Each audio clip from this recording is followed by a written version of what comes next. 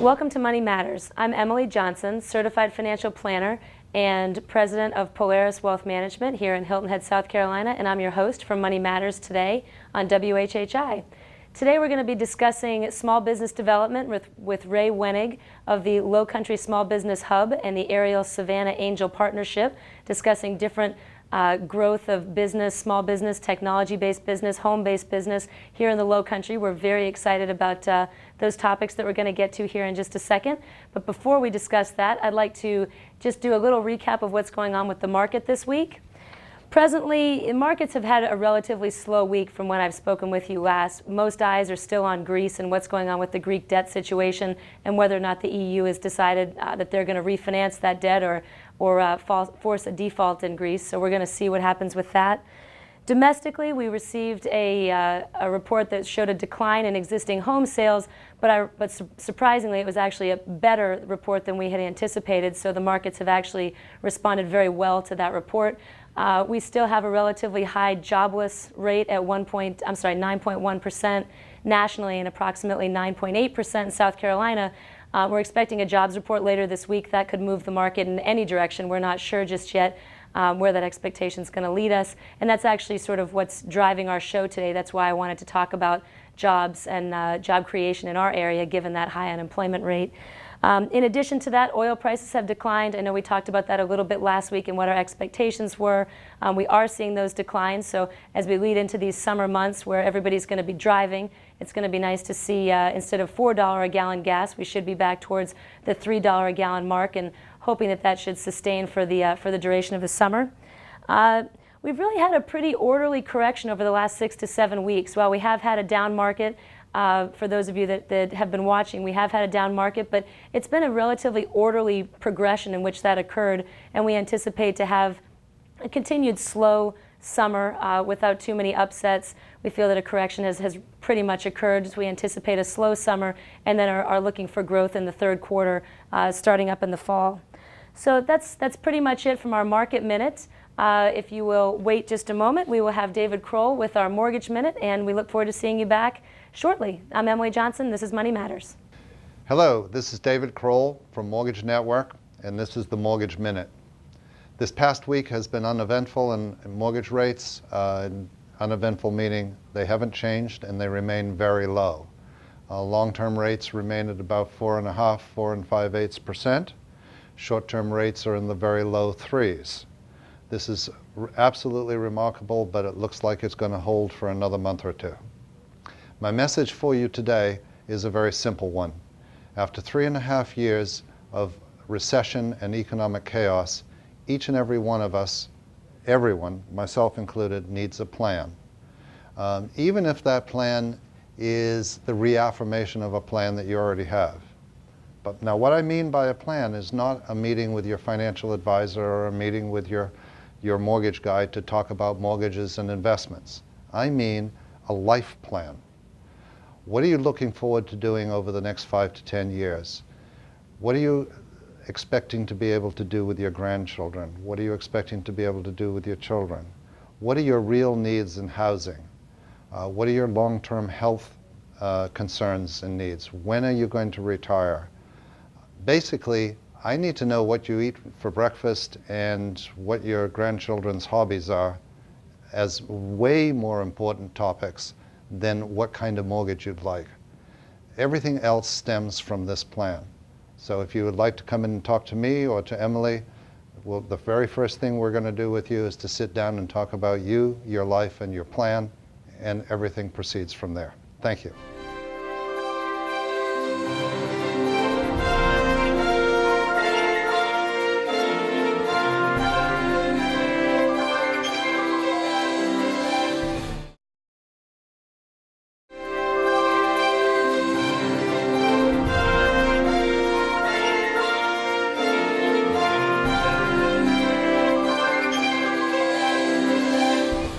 Welcome back to Money Matters. I'm Emily Johnson, and I'm joined today by Ray Wenig of the Low Country Small Business Hub and also the Ariel Savannah Angel Partnership to discuss what's going on job-wise in our area. So tell me a little bit about just the organizations that you're part of and what their initiatives are. Well, let me just make one suggested correction here. Okay. We're just going to change our Savannah name to Ariel Southeast Angel Partners. Okay. Is that because it's bringing in more South Carolina, or what's that change? That's part of it. There was an article that was published out of Greenville that said there are only 2 angel groups in South Carolina, and that was Greenville and Charleston. And they forgot And we us? got ignored, absolutely ignored. So we Well, decided that's we too got to bad. fix that. We didn't want to move out of Savannah, become Hilton Head, though that's where we started. So we're just going to change our ASAP to Ariel Southeast Angel Great. Are you going to Partners. make them come over the river and have some of their meetings here then? Why not? All right. Why not? Sounds good. It's good. You seeing many businesses that are, in front of the? I know that the Savannah Partnership or the Ariel Partnership, I'm aware, does a lot of investing in early stage companies, and I'd love for you to tell me a little bit about that. I'm curious if there are any that are local. We've tried some locals. We have a couple right now that are in our pipeline that are working. But locals that are really high impact entrepreneurs have not been readily available to us.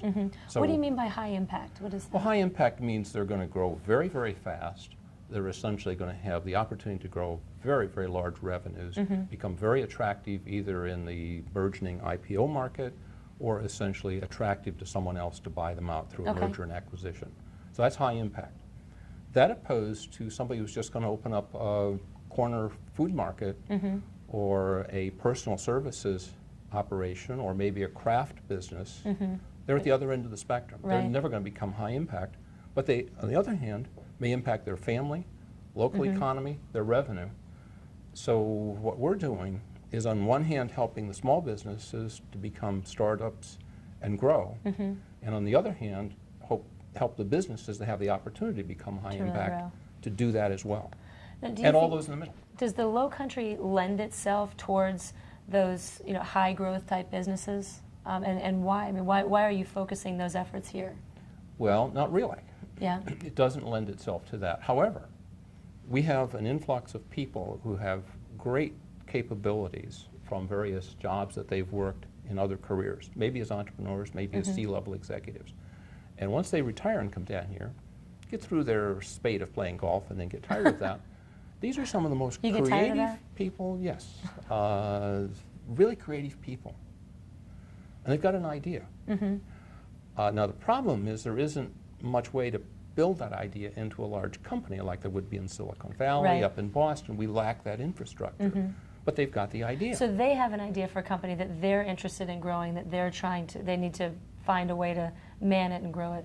Correct. Okay. So we believe those are resources that can be developed here in the Low Country to help take those people that do come here, that do create an idea, to help give them the support infrastructure to make that idea real. So how do those individuals find each other? I know you have the hub now, but when you have, half a dozen individuals that move down here, they each have unique backgrounds, a strong work histories, lots of networks outside of Hilton Head. How do they find each other when they're here so that they can try to bring that idea to fruition? How does that work? Well, that's part of the problem. There are probably about 50 such operations here now. Oh, really?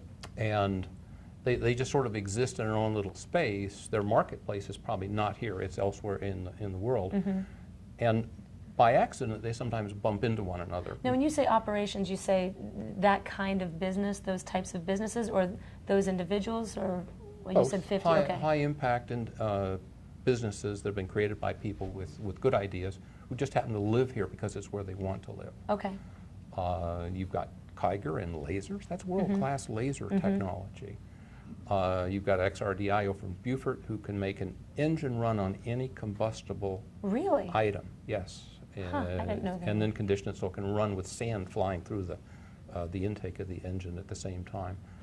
Then we've got a company that's right now involved in essentially bringing in high energy, high efficient solar systems from Indonesia. Really? That essentially is going to try to build a marketing company here on Hilton Head Island. And that's because the CEO or one of the managers happens to live here in our area? They happen to live here. They happen to find this idea. They were essentially getting somewhat worn out in the business they were in, and started, 3-4 of them got together and started looking for a business. They did all kinds of research. Well, we can research here as anywhere else in the world. You don't have to be in Boston to do good research. They found this company. The company is not here. It's over in Indonesia.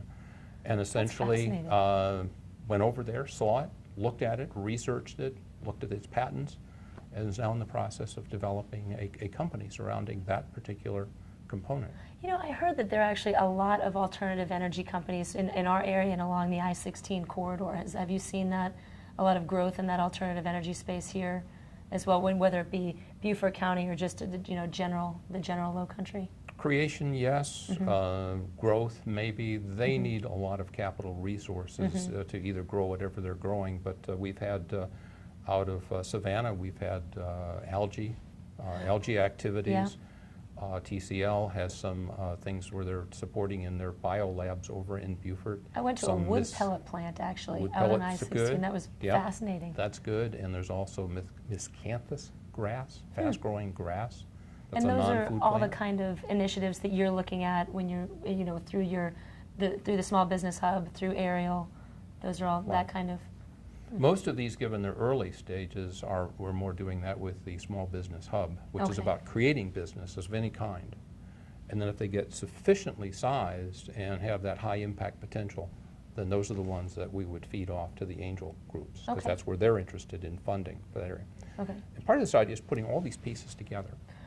Well, hang on just a second. Let's take a quick break, and when we get back, let's talk about how it is that entrepreneurs can find their way to you and to the Small Business Hub so that they can take advantage of that, and also how mentors can find each other and participate in that. So hang on just a second. I'm Emily Johnson. We'll be right back with Money Matters.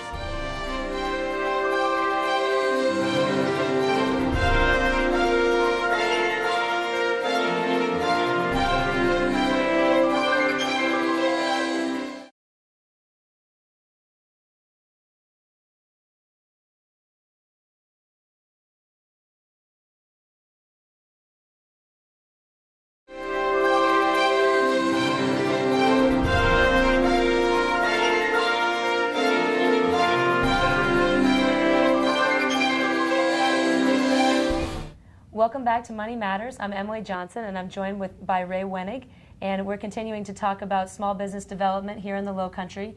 So we've touched a little bit on the types of companies that you're looking for. Tell me a little bit about how entrepreneurs find you and find the Hub. Well, the best way for them to find us is on the web. We have a brand new website, I saw that. It was fantastic. lowcountrysmallbusinesshub.org. We are a nonprofit. Most of what we do, we don't charge fees. It's for free. Part of that's because we have a grant from the United States Department of Agriculture.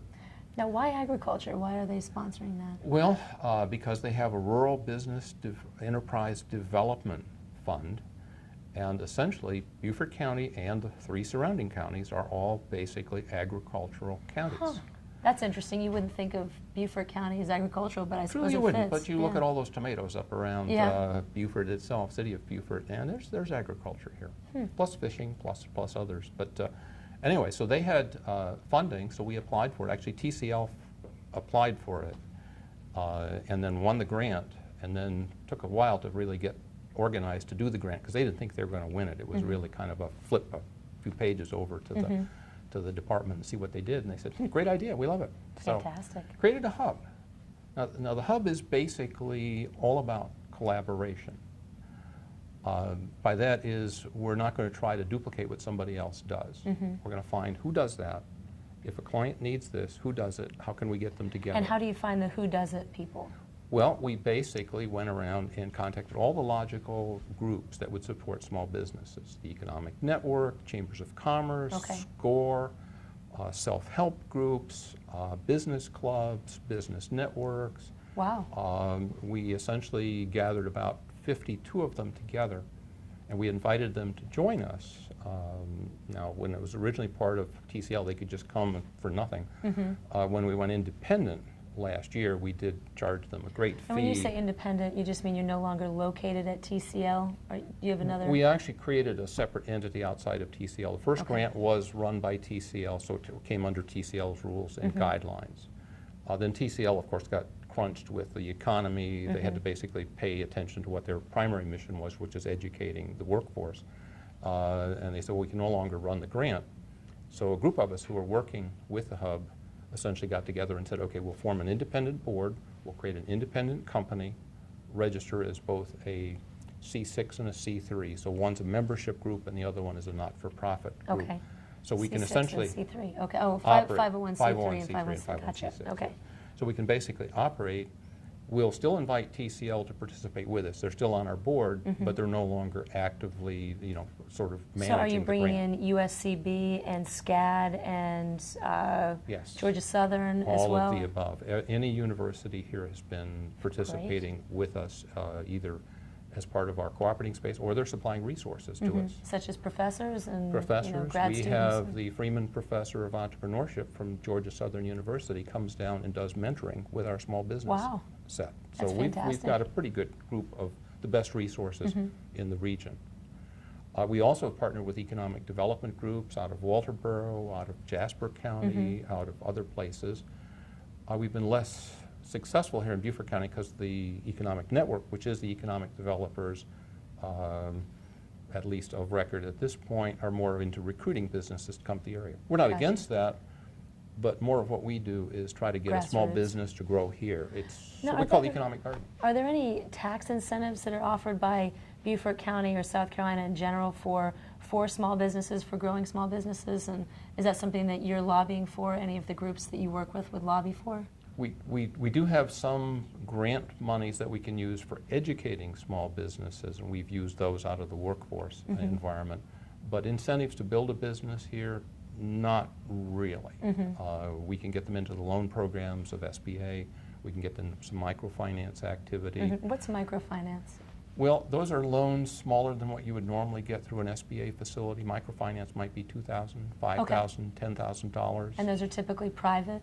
They are more private loans. Some of them are done by crowdsourcing, where people just volunteer to fund that. It's a great word. There's some opportunity there. We should talk about that someday, how that might I would work love here. that. That would be a good one to sort of tear into.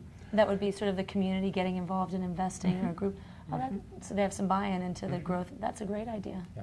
So we're looking at as many different avenues here, or vehicles, as we can find. So we collaborate. We'll take somebody who has a need, wants to do a small business. We'll ask them some serious questions. Do you really know what this is like? Are you really qualified to do it? You know what is, how many... Is your family okay with you, staying up late at night? That's right. Yeah. Do you have the sweat and the time and the dedication to make it happen? And low country sometimes, as it's known, some of the mental attitudes of people here say, yeah, I want to be an entrepreneur. Can I have the money now? Right. No. The money may never come to you. Right. But you got to put a lot of sweat in first. Exactly. And you may have to find some money from somebody else. So it's not what they expect, and we actually take those people aside and say, you really ought to get a job. Right. Well, you've been an entrepreneur yourself in many ways over the years. I've done five companies. 5 companies, so you've figured it out. Well, I'm working on it. Yeah. You're an entrepreneur too. You were just telling me you put 14, 16 months into figuring it out. And, yes, and I know the blood, sweat, and tears that goes with it, but it's well worth it. Well, so if anybody wants to get in touch with you, the best way is going to be going through the web. Go to the web, lowcountrysmallbusinesshub.org. Okay, and we'll make sure that we put that on the bottom of the screen here as well. So, well, thank you very much for joining us today. I hope that you have learned a lot from this conversation that we've had with Ray. I know I have, and I certainly hope that you'll check out their website. And please join us again in just a few minutes with the conclusion of Money Matters. Have a great one.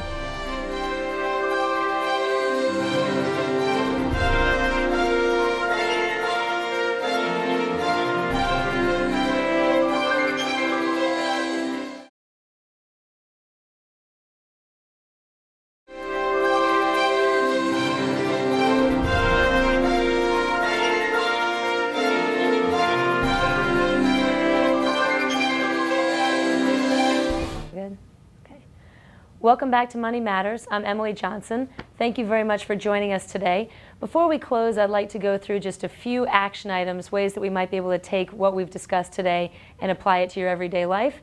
First, we spoke with Ray Wenig and discussed the small business, the Low Country Small Business Hub, different opportunities for small business owners, entrepreneurs, and also mentors in our area.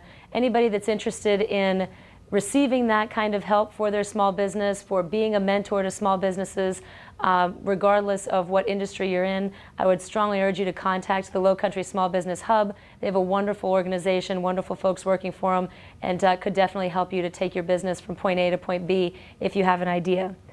Second, we talked to David Kroll and talked about having a plan, the need for having a financial plan before you can go in and discuss what kind of a mortgage it is that you are going to need, either for an existing property or perhaps a purchase, that we need to have a financial plan that assesses how that debt fits into that plan and what your objectives are long term. And then lastly, I would be remiss to finish up a Money Matters show without discussing how it is that we can apply what's going on with the market to your portfolio. So how can we apply the few things that we talked about in our Market Minute to what's going on with your portfolio? And I have a couple of themes that I'd like to stress. Some of them are repetitive upon last week. First and foremost, interest rates. We still strongly believe that interest rates will go up at some point. Whether it's in 6 months or 12 months is tough to say. My crystal ball is still broken, but that is definitely a trend that we still feel strongly about.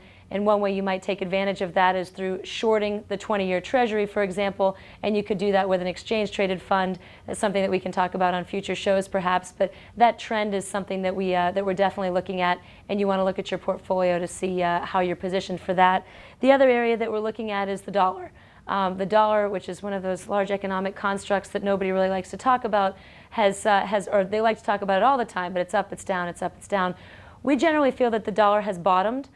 Through the ending of QE2 and the rally that occurred in the first quarter, we generally feel that the dollar has bottomed, and as a result, we feel that commodities are probably going to start to look a little bit more dingy than they presently do. So if you've participated in the growth in commodities, it might be time to start looking at paring back on your commodity holdings because of what we expect to happen economically and with the dollar. And lastly, this isn't so much a portfolio idea as much as it is taking advantage of the sleepy summer days that we have ahead of us. Kids are out of school, maybe have some time to lounge around on the beach, maybe slower days. Now's a great time, now that we're halfway through the year, to take a look at your financial plan, take a look at the budget that you probably set for yourself back in January, take a look at your savings strategy, just see where you are at this half-year mark and see what changes you might want to make for the rest of the year. It's a great time to take a look at your financial plan and just get a bearing. So thank you very much for joining us. I've enjoyed our show today, and I look forward to seeing you again next week on Money Matters. I'm Emily Johnson. See you then.